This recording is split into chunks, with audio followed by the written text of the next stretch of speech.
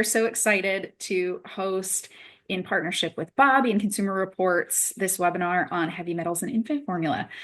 I'm Mallory. I'm going to be your host today. I lead education at Bobbie. I'm the founder of the Formula Mom, so this topic is near and dear to my heart. And the reason why we're putting this together today is because we know that there is a disconnect in the number of parents that want to exclusively breastfeed, the number of parents who end up using formula, roughly 83%, according to the CDC by the end of the first year. But we also know that a lot of those parents have hesitancy when it comes to switching to formula or choosing a formula because they're concerned about quality and safety. That's why Consumer Reports tested independently 41 different formulas and released their results, which are fantastic. I encourage you to look at that if not already, so that parents can be empowered and informed when choosing a formula based on how they tested for heavy metals and contaminants. So today we're going to double click on that report. And I do want you to know too that while I'm here representing Bobbie, this is a totally brand agnostic webinar today. So we're not going to be talking about Bobbie or any specific brands, and we're supportive of all feeding journeys, no matter if you're here as a formula feeding parent, as a combo feeding parent, as a breastfeeding parent that's potentially interested in what formula quality looks like. I'm so excited and proud that we have two amazing panelists here today. I'm going to let them introduce themselves. Dr. Max, do you want to go first? Sure. Yeah. Hi, everybody. Thanks for showing up. I'm Dr. Max Goldstein. I'm a board certified family medicine physician, and I've been in practice for about 13 years. And my practice really focuses on couplet care, so the relationship between parents and newborns. And I'm based out of Los Angeles, California. I'm Awesome. also a new dad. I'm also a new dad. I have a 4-month-old, which is Oh really my exciting. goodness. So this is exceptionally personal for you. Definitely. Awesome. And Dr. Sana. Hello, everyone. My name is Sana Mujahid. I'm the manager of food safety research and testing at Consumer Reports. My team led the testing of infant formula, and we're based in Yonkers, New York. Amazing. Okay, and we're going to keep it with you, Dr. Sana. Can you tell us just a little bit, what are heavy metals? Should parents be concerned about heavy metal exposure? So heavy metals, the ones we tested for and found in infant formula, such as arsenic and lead, are actually naturally occurring. They're in our soil. They've been found in water and other food products. And we're exposed to them in small amounts all the time. But in infant formula, we found that certain manufacturers have very low to non-detectable levels, whereas others had higher levels. So because these heavy metals can have risks for children, usually due to long-term chronic exposure, these risks can include developmental issues due to exposure to high levels of lead, which is a very immediate concern, or our arsenic can be carcinogenic to humans if you're exposed to it long term at even low doses. So it's important for manufacturers to ensure that the levels in products such as infant formula, which is for a highly vulnerable population, the levels are as low as possible or non-detectable. And our data shows that that is possible. Absolutely. And Dr. Max, what do you, as a practicing pediatrician, say to parents who come to you that are concerned about heavy metals in infant formula? Yeah, I mean, I think the real dialogue is that there's no acceptable level, and that, as a society, we really do need to push to remove these toxins from, like Dr. Asano was saying, vulnerable populations like infants and infant formula. But it really is more of a chronic long-term exposure at higher levels. And so families are using a formula and see that there may be a small amount of arsenic or lead in it. They shouldn't worry. They shouldn't worry that they've been giving that to their infant for a period of time. And so, it's really more about education and recognizing that these are there in some of our infant formulas and trying to really pull away from that and make the best choices possible. And I think, the Consumer Report does a really good job of kind of saying, it's choices. It's not toxic levels. It's like these are good Mhm. choices, top choices. These are top choices. These are good choices, and these are worst choices. And so it's like really trying to educate families about looking at this and seeing if there's a way to choose a formula that maybe, has less toxins in it. Yeah, I think that makes sense. And something that we've talked about that many parents don't know is that there's actually no federal regulatory standards for heavy metals in terms of a benchmark for how much is appropriate or how much is safe. Dr. Sana, did that inform your reasoning for doing this sort of testing, or how did you approach the testing itself? Definitely. That was one of the reasons that we conducted this testing, in addition to the fact that the contaminants that we tested for have been reported in infant formula in published peer-reviewed research and in other research. So that's why we looked at the most popular formulas to see if these contaminants were there and at what levels. Mhm. That makes sense. And Dr. Max, do you view this testing as important for parents? Do you encourage parents to look for independent testing like this? I mean, 100%. This level of transparency, I think, is unparalleled from what I've seen in studies related to infant formula. And I think the fact that this is accessible to the general public really empowers families, one, to make choices right now, and then two, to push the industry to really do better, And I think Mhm. that it comes from families, it comes from us as a larger population, and it comes from us really protecting our most vulnerable population, which is our infants. So I think this is hugely powerful. I don't think that people should be so afraid, or this is not a fear-mongering study. It's like, hey, listen, this is what's going on. Let's push everybody to do better. So I think it's very empowering overall. Mhm. Yeah, this idea that a rising tide lifts all boats. I think that's the phrase. If we can encourage everybody, then we can improve quality overall. Yeah. So for parents that are confused or concerned, what advice would you give them when they're exploring their options in this formula market that has so many choices? And Dr. Sun, I would love for you to answer from sort of a scientific perspective, and then Dr. Max from more of a medical or practical perspective. Yeah, so with regard to contaminants and our study, you'll notice that most of the formulas we tested are in our top choices and good choices categories. So parents can go through their that list and hopefully find a formula that suits their child. As a mom, I know it's not just dependent on the parent choosing the formula they want to use. The Mhm. child also has to be okay with the formula. So just, you can go through it, try different choices, and see what suits your baby the best. And then, Dr. Max will be able to tell us more about from a pediatrician's perspective, because your pediatrician is actually the person that will be able to guide you the best on what your baby needs. Yeah, so I think, that practical side of things, the first thing I tell families when they're introducing formula, whether it's from, day one of a child's life, or whether they're starting to breastfeed and then want to switch to some form of combo feeding, or, there's so many different reasons why families choose or need to use formula. But the first thing I say is only buy one can. Like, you never know how your infant's going to react to that formula. And so it can be a bit of a trial and error. And it's great, if you have friends that have different types of formula, you can get a can, even just a bag or a sample from a couple different people that of different types of formulas.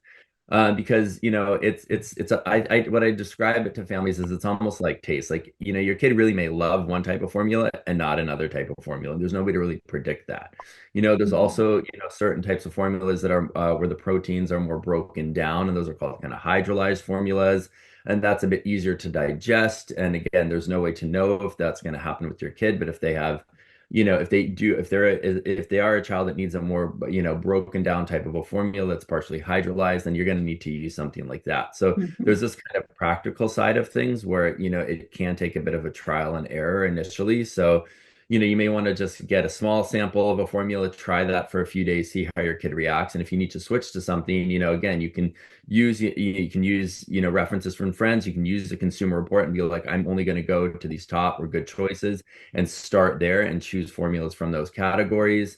But it's not a one size fits all for formula. Mhm. That's what I'd say to all families. So it's important to take a bit of time to figure out what works. Mhm.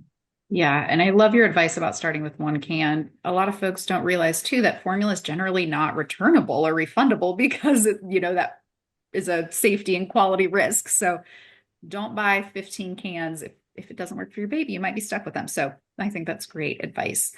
Expanding on that a little bit, Dr. Max, could you talk about, when a parent's picking up a formula can and they're looking at the ingredients list, and this is like totally unfamiliar to them, what should they be looking for practically ingredients wise, or how do they make sense of that big old list of chemical sounding names?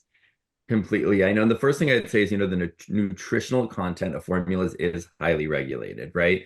So even though we're talking about, kind of the level of heavy metals in formulas, that hasn't really been a regulated part of the industry, although maybe this will change ideally, but the nutritional content is. So you don't need to worry so much about a formula having the right amount of nutrition. But there are different types of how that nutrition comes through, and again, that is something that, I don't want to get into that level of detail, but broadly speaking, when you look at the ingredients on a formula, you're basically going to see four different categories. Okay. There are going to be fats, there are going to be carbohydrates and sugars, there are going to be proteins, and then there'll be a list of vitamins. And what happens is families will look at this list of vitamins and they'll see that they're written out in their scientific names and get very scared that there's chemicals in the infant formula. So it's like when you look at cyanocobalamin, which is B12, right? That's B12, right? It's not going to be written as B12, or it will be, but in parentheses, but you'll see the kind of scientific nomenclature there. And that's not to be afraid. You don't need to be afraid of that, right? That should be there. And so I think, it is good for families to look at the different types of proteins and how they are spelled out, because you may need to play around a little bit. I mean, you always should ask your pediatrician or bring the jar of formula. Like, I don't know the ingredients in every single formula out there. Nobody does, but broadly speaking, you will see that there are different types of proteins and different formulas, and you can kind of switch between formulas if needed and based on the different proteins that are there. So again, it's just fats, it's carbohydrates and sugars, it's proteins, and then it's vitamins written out their scientific nomenclature. Awesome. And Dr. Sana, going back to sort of the manufacturing and the research side, are there any threads that you can tie, having done all this testing for Consumer Reports, between sourcing and manufacturing and the outcomes that you see in finished formula? This contamination may be happening due to high levels of the contaminants in raw ingredients that the manufacturers are using. So that can include water as well, and any other raw ingredients that they're getting. So it's crucial for them to test at that stage. Contamination can also happen during the manufacturing process. So it's important not only to test the raw ingredients, but also test the finished product. And that will definitely, lead to lower levels in the formulas that consumers buy. Okay, so you're looking Right. for a manufacturer that is really testing at all phases of the pipeline, from ingredients, supply chain, manufacturing, packaging, finished product. Exactly. And Dr. Max, did you have something to add there? Oh, yeah, I was just going to say, I think when we look at like where the contamination is happening in this supply chain, I think it's really important for all of us to recognize that unless we have a clean environment, right, where there are not Mhm. contaminants being emitted by industrial, in the industrial industry, if we have clean water, if we have clean soils, if we're not using pesticides and herbicides that contaminate our waterways, like that's a supply chain that I think is very important for us to address, and that really affects, again, our most vulnerable population, which are babies. So we need to have clean water, we need to have clean air, we need Mhm. to have industry be regulated, not deregulated, right? We need to have an environmental protection agency that really kind of protects our environment, because that's going to be, even if it's organic, Mhm. cow, even if it's an organic dairy, like, where are the cows getting their water from? Cows need to eat and drink. And so Mhm. if that food's contaminated, that contaminates the dairy. That's the dairy that's used in our infant formulas, right? So it's like we need to kind of step back as a society and like Mhm. get to the root cause of some of this. And it can be, like Dr. Hassan is saying, in the manufacturing process, but it can also just come from the raw ingredients. Mhm. Yeah, I think that's important to recognize that it's the whole ecosystem. It's not Yeah. necessarily just individual manufacturers, although they do have some control, as we've seen, because some manufacturers were able to lower levels more than others. So this is a question for both of you about infant formula myths. So in your work, what sort of myths do you come across that you would like to debunk? And I'm going to go first, so I give you some time to Yeah. think about it. So the myth that I hear a lot is parents will come and they'll say, my pediatrician told me I can pick whatever formula because they're all the same. And while Dr. Max, you highlighted that that's true in the sense that all of the nutrient profile is going to be the same. You're going to get the same rough grams of fat and the same amount of iron, roughly. The ingredients that are used to source those nutrients can vary widely across brands and even across products within the same brand. So just like we as adults, we can get protein from fish or almonds or lentils, you can get protein in formula from cow's milk or goat's milk or soy protein. And so that's a myth that I like to bust, that while your nutrition is roughly the same, the ingredients can vary. And that impacts not only potentially your child's digestion, but also potentially what the heavy metal load looks like. If you've got something with a lot of corn, for example, corn maltodextrin or corn syrup. So that's my favorite myth to debunk. Dr. Sana, why don't you share yours? The one myth that we see with infant formula and with other products we test is that organic means less contaminants. With most of the products that we've tested, including infant formula, we haven't been able to see a significant difference between organic and conventional products. That doesn't mean like organic isn't better in other ways, but when it comes to contaminants, heavy metal exposure, etc., organic doesn't always mean that you're going to get less exposure. Yeah, it's sort of, I guess, one sort of benchmark to look at, but not the be all end all, which is why reports such as yours from Consumer Yeah. Reports are so valuable. Okay, Max, what about you? I know, yeah. So then, like at the edge of my seat. So there's two real myths that I'd like to just debunk. Okay, one of which is that families always think that formula has high fructose corn syrup in it. Okay, and that may have been true of past iterations of formulas, and it may be true in very nutrient dense formulas for premature infants that need to grow at a faster rate. But the vast majority, and we're talking most all formulas, do not have high fructose corn syrup in it. Okay. And that goes from, organic to non-organic. So high fructose corn syrup is not a main ingredient. High fructose corn syrup is not a main ingredient in infant formula. So that's out of the picture. The Mhm. second one is everybody thinks that these kind of, I hate to say fancier, but like these European formulas don't have seed oils in it. And that's like this myth that's going around right now that people are trying to get European formulas because it doesn't have seed oils in it. Seed oils are very rich in certain types of fatty acids that are very important for brain development, and it's impossible up till now to make any formula that doesn't have some form of seed oil in Mhm. it. Okay, so European formulas have seed oils in it. All American formulas have seed oils in it. Any formula around the globe has seed Mhm. oils in it. Okay, it's just part of the process of trying to develop a formula that has the adequate amounts of fatty acids and carbohydrates for infant brain development and growth, right? So those are the two myths. I love that. Thank you. So important Yeah. for both of those. Okay, so let's say you have a parent whose baby needs to be on a specialized formula, let's say a hypoallergenic, extensively hydrolyzed, or an amino acid elemental based formula because of their baby's allergies or digestive concerns. And the formula their baby needs to be on did not fall into one of those top choice or good choice categories. So they're obviously concerned, they're stressed. What do you tell them? Dr. Sana, what would you tell that parent who's worried? I would say to keep the results in perspective, like we mentioned earlier, the effects that we're talking about are due to long-term exposure, usually to very high levels, and the levels that we found are much lower than that. And also to try to reduce heavy metal exposure in other ways. There are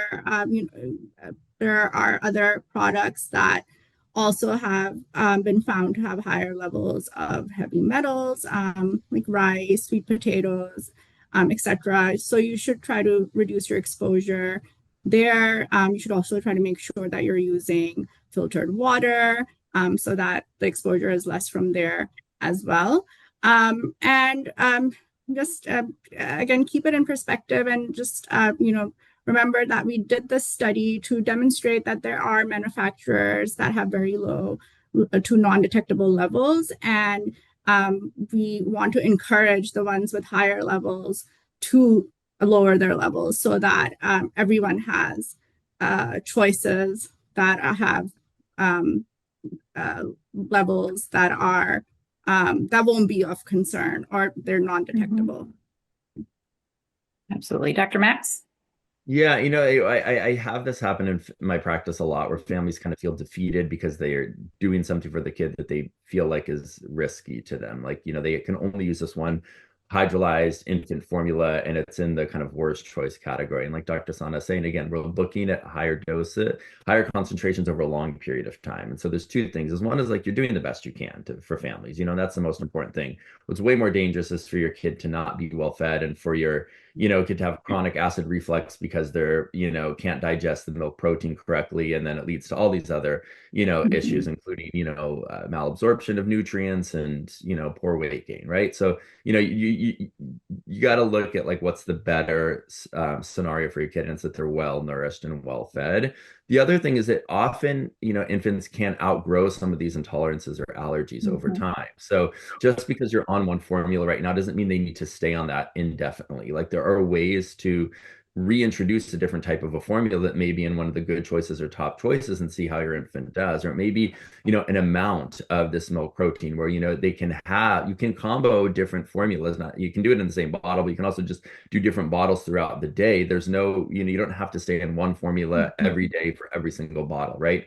There are ways to kind of mix it up a little bit and maybe reduce the amount of one of the worst choice formulas that you are using for your infant. So I think it's just like you got to be a little bit creative and also recognize that like what you're doing for your infant is getting them well fed, and that's honestly the safest and best thing for them.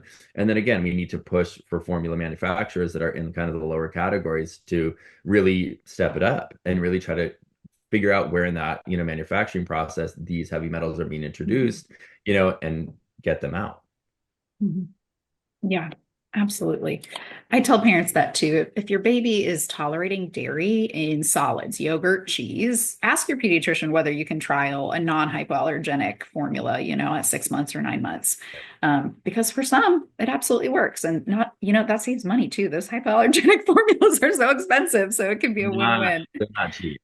Yes. All right. We've got just a couple minutes. I think we can probably get through one or two questions from the crowd here. This one's from Holly. Thanks for submitting a question. She says, I know some pediatric offices check lead levels at well checks for 1-year-olds. She's curious if there's a correlation between patient lead levels and certain formulas if their levels come back higher. I have not seen that like in my own personal practice, but it's a great question. And there's probably studies out there that we could look into to see if there is a correlation between it. You'd probably have to look at formula fed infants and lead levels kind of exclusively to see if there is a correlation between predominantly formula fed infants and higher lead levels. But usually the lead levels that we're looking at are much higher, and they're toxic levels that are caused by much higher concentrations that are found in infant formula related to, mostly paint or exposure or exposure to kind of environmental dust and toxins from like a battery plant or something that's nearby. So it's much higher concentrations, much higher levels. And if that makes sense. Yeah, I think that makes a lot of sense. Okay, Kelsey has a question. I'm going to pass this to you, Dr. Senna. Do you think one report is enough evidence for parents to consider changing formula? Do you think more research is needed in this area? Yeah, that's a very good question. And we touch on this in the article that our testing is just a snapshot in time. The food industry is a very dynamic place. Things are changing all the time. The ingredient list may change. So it is important to keep in perspective that this is just a snapshot in time. And as we touched on earlier, that's a reason, like if you have to choose a formula in the worst choices category, that's the only one that works for you. Just keep in perspective also that's a snapshot in time and you can reduce your exposure in other ways. And we will try to repeat the sort of testing again so that we have more time points at which we've checked this. Mhm. Great. And this is a follow-up question or an adjacent question also for you. If there's no set regulation by the FDA, how did you at Consumer Reports determine what acceptable limits were for your various categories? Right. So we used European standards in certain cases, or we used the California maximum allowable dose level, which is one of the most protective levels out there. So although those aren't specifically for infant formula, we applied those levels to determine what's concerning and what's not. That makes sense. And I know that there's some work going on behind the scenes with Operation Stork Speed at the FDA level to push for some sort of federal guidance around what is, acceptable daily exposure or, daily limits per serving, that sort of thing. And I think that the report is a good first step because, the more parents we have interested in this, the more advocacy we're going to get. Exactly. And we do have a petition to help ensure that the FDA has adequate staffing during this administration. And I think there might be a link in the chat, or you can go to consumerreports.org to find that petition and sign it. Mm-hmm. I'm going to see if I can find it and put it in the chat right now before we wrap up. As we're wrapping up, do either of you have any additional thoughts you want to share anywhere where folks can find out more about you or this topic? I think, Go ahead, Dr. Mack. Oh, no, I was just going to say, I think, I want all families to just take a deep breath and be like, listen, you're doing the best you can. I don't want any families to come out of this feeling like they've poisoned their kid because they've been giving them a formula from one of the worst choice categories. Like, these levels are still very low and there's still room to change. And, we are still, I think as a society, knowing this is incredible. That's why this kind of transparency in my mind equals empowerment. So it's like, let's do what we can at our local and our state level to really kind of regulate all points of this, supply chain, from our local environment and our waterways to the manufacturing process, to the water that you use to mix with your formula, so. Yeah, I would like to echo what Dr. Mack said, and then also say for anyone that's wondering, about a formula that's not on the list or a different type of formula, Consumer Reports is planning to test more formulas. So look out for that report in the coming months. Absolutely. I am waiting with bated breath. The other day I was talking to Dr. Sana and I was like, can you include this formula? I'm interested in this formula. So we are waiting. Amazing. I am putting the petition as well. So this is a petition for the FDA to institute stricter standards for heavy metal and contaminants.